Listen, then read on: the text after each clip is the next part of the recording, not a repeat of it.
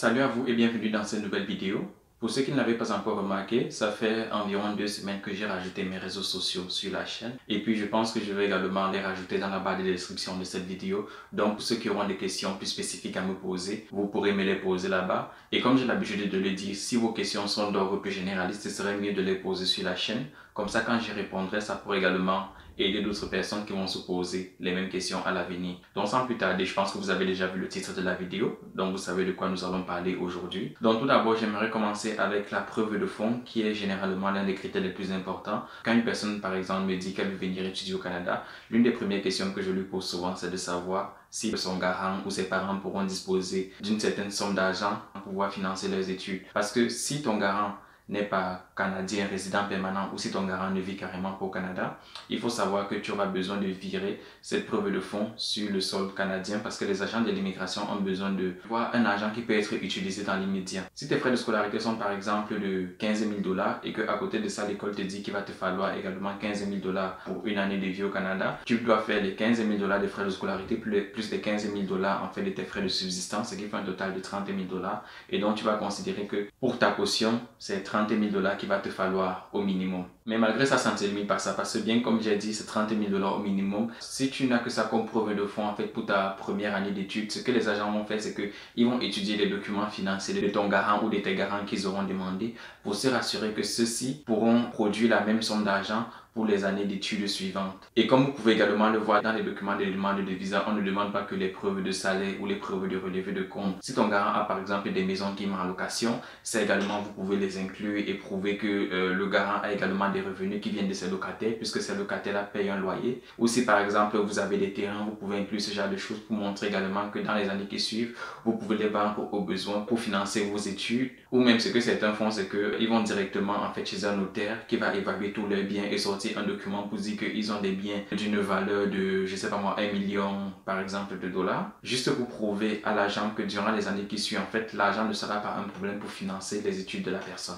Le second point que j'aimerais souligner, c'est que il faut faire attention au temps de traitement des demandes de visa quand vous voulez faire votre demande. Parce que ce que moi je vous conseillerais, c'est que si votre rentrée scolaire est en septembre, ce serait mieux de faire une demande environ durant le mois de mars ou si vous pouvez faire la demande un peu plus tôt. Donc c'est-à-dire au minimum 6 mois avant, ce serait bien de déjà faire votre première demande. Comme ça, si les choses se passent mal ou si par exemple durant votre première demande, vous avez un refus de visa, vous avez suffisamment de temps pour vous préparer pour par exemple faire une deuxième demande ou une troisième demande. Parce que même si vous avez un refus maintenant, si vous pensez que vous avez corrigé le motif qu'on vous a donné, vous pouvez immédiatement redéposer une autre demande. Ça ne pose aucun souci. Et si vous vérifiez actuellement sur la plateforme de l'immigration, vous verrez que le temps d'étude de dossier pour un visa étudiant est actuellement de 2 mois. Si vous n'avez pas encore déposé votre demande à l'heure actuelle, donc à la fin du mois de mai, vous verrez qu'il ne vous reste plus beaucoup de temps. Généralement, si vous obtenez votre visa un peu plus tardivement, ça va vous coûter également plus d'argent. Parce que supposons que ta rentrée est en septembre et que tu obtiens ton visa par exemple le 15 août,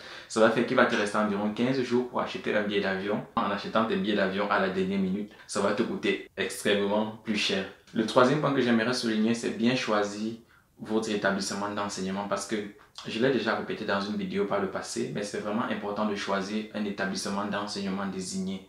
Parce que quand vous allez remplir même le formulaire principal en fait de demande de visa étudiant, on va vous demander d'entrer le matricule de votre école parce que tous les établissements d'enseignement désignés ont un matricule spécifique. Et vous devez déjà savoir dès le départ que si votre école n'est pas un établissement d'enseignement désigné, vous allez forcément obtenir un refus de demande de visa. Parce que par le passé, j'ai déjà eu des gens qui m'ont présenté en fait des admissions qu'ils avaient eues de certaines écoles. Mais quand j'ai regardé, en fait, je me suis rendu compte que cette école-là n'était par exemple pas un établissement d'enseignement désigné. Et c'est pas non plus de la faute de l'école parce que c'est pas le rôle de l'école de vérifier ce genre d'informations-là. C'est à vous de le vérifier. Parce que par exemple, quand tu envoies tes documents dans une école, l'école va se dire que tu as déjà les moyens d'arriver au Canada par toi-même. Donc tout ce qu'elle va se charger de faire, c'est te donner l'admission. Si tu qualifies à ces critères, elle ne va pas t'envoyer un message pour te demander si tu as déjà un visa étudiant ou si tu as vérifié telle information. Supposons que tu vis même déjà au Canada et que tu as une admission dans un établissement qui n'est pas un établissement d'enseignement désigné. Ce qui va se passer, c'est que, bien évidemment, tu vas fréquenter là-bas parce que ton permis d'études sera toujours valide. Mais à la fin, quand tu vas vouloir demander un permis de travail post-diplôme, tu ne seras pas éligible. Puisque l'une des conditions pour obtenir le permis de travail post-diplôme, et la plus importante d'ailleurs, c'est d'avoir fréquenté dans un établissement d'enseignement désigné.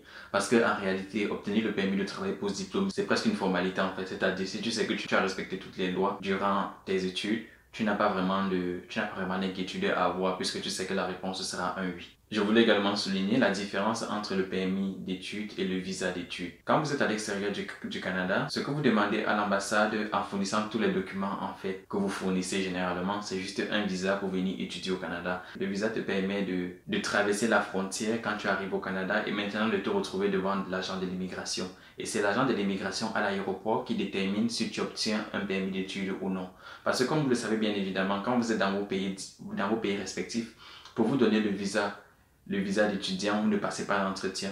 Mais pour obtenir un permis d'études, vous allez passer l'entretien à l'aéroport. Et même quand vous allez obtenir le visa, l'ambassade va vous envoyer un email avec une lettre. Ils vont vous demander de présenter cette lettre-là une fois que vous serez devant l'agent de l'immigration au Canada.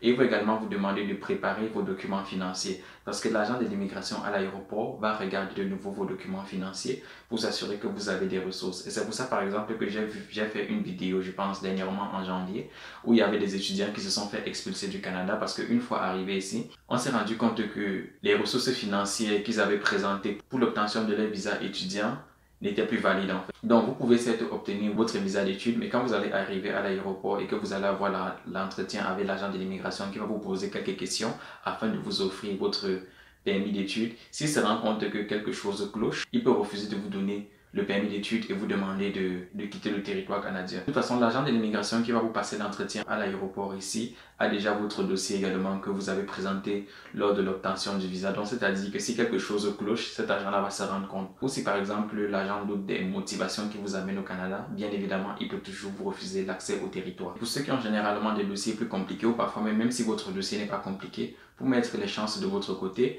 vous pouvez également ajouter une lettre explicative. Donc, dans cette lettre explicative, vous allez expliquer pourquoi est-ce que vous voulez venir étudier au Canada. Et pour ceux, par exemple, qui ont 25 ans, 30 ans, qui ont déjà fait d'autres études dans leur pays, ce que vous allez devoir mettre dans cette lettre-là, en plus d'expliquer pourquoi vous voulez venir étudier au Canada, je vous conseillerais de trouver une corrélation entre le programme d'études que vous avez choisi au Canada et ce que vous avez précédemment étudié. Sauf si par exemple ce que vous avez étudié par le passé ne vous intéresse plus, et bien évidemment ça également, vous allez devoir le mentionner dans la lettre et que c'est pour ça que vous voulez faire une réorientation et vous pouvez par exemple donner comme justificatif que dans votre pays, ce domaine-là n'est pas suffisamment avancé parce que je sais que beaucoup de personnes qui me regardent sont de l'Afrique, donc vous pouvez généralement jouer sur le côté que l'enseignement est beaucoup plus théorique en Afrique comparativement à ici. Et vous pouvez donc expliquer en quoi est-ce que les études que vous allez faire ici et l'enseignement pratique que vous allez acquérir au Canada vont vous permettre de progresser plus rapidement après vos études dans votre pays. Parce que bien évidemment, quand on fait sa demande de visa étudiant pour le Canada ou pour n'importe quel autre pays dans le monde,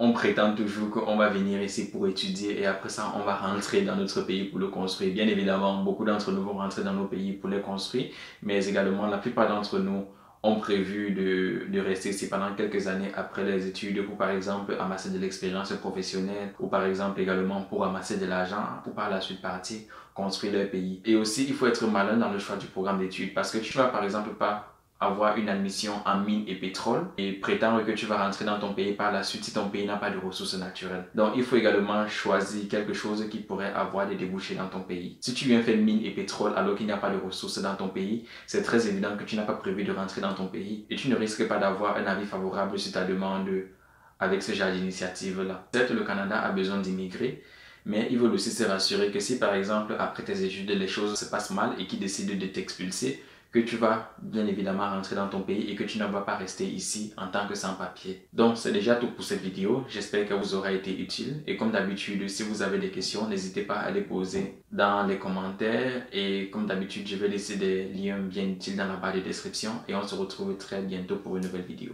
Ciao.